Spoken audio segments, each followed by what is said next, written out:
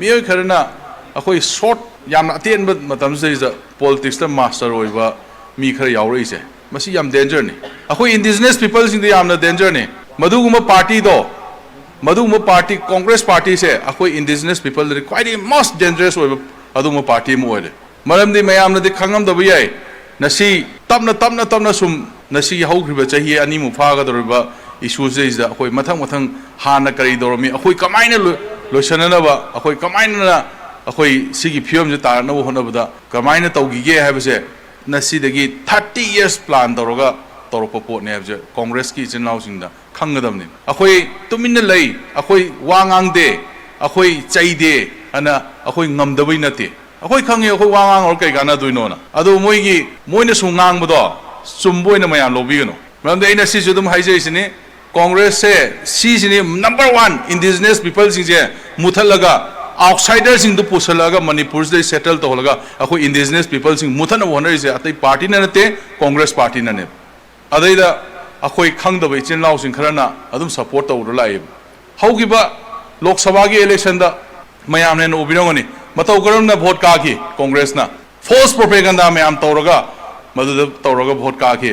नसीदी कई ओइरे नसीदी कई film the लेरे सी अखोई खंगदेब अखोई लमदु पिथोगा मी अतोपदा लेहलगा अखोई कम्युनिटी सिंग नत्रगना अखोई की इंडिजिनस पीपल सिंग मांगन गे हाबदु अखोई दुम सपोर्ट तौ लेगद्रा अखोई लेरिबा सरकार सिदि कनगेना लेरिबा दुमबा सरकार ने अन आई ममिंग याम पनिंगदे आईगदी याम लुना तिनजबा अदो मतममदसु अखोई दुम तिनजबा अखोई की सुगनुगी अखोई ऑनरेबल एमएलए तामोर रंजित आईदि ngरang खतंग उने कनोदा माय फेसबुक ता आईजे उचीना अखोई की तुरेन का हेंगिएना माना अदमाइना मती ngamबुई अदो आइना नसी हाइनिंगे मतेक मतेक खतंग ताब्रा फुल दि तादब्रा मतेक मतेक खतंग कांग्रेस मतेक मतेक तंग तोगुन बनेबा आइदि फुल ताबियो बाइना ngamबसिंदो आइगी मतमदुदैदा आइगी केंद्रदा कमाइना इसिंग काइगी हाबदो मदु उची मखुंदगी तौर काइगिबने नै हाइबनेबा अदो माना सुना खंद दुमाइ ngang लेमदो नसी खक आई उरे अदो आइगी यामबसे आइनदि याम मुन्ना खल्लु याम लुना खल्लुबने अदो याम लूना खलुब मीसे मतेक की मी ओइ लेरमे याम नुंगाइते लाइबक थीबने मतेक मतेक खतंग ताबने मतेक की मीने अदुना मोइना ngamबसे अखोई प्रजा सिंगना बासन ताबैदि नुंगाइनी थबो लेथबो मयामना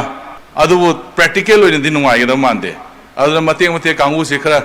अखोई खरा लामना लेमिनबो फै अदुना अखोई ऑनरेबल एमएलए अखोई के सुगुनुगी याम रंजित यामनु नुक्सिजबा यामने अदु यामबना सिदगी दि आइना ngangjebसे फुल ताबिरगा ngangbio aduna hena प्रजा सिंगदा अदु कांग्रेस की इमेज सु फनी ना इस माइ सु माइ थमजनिंगे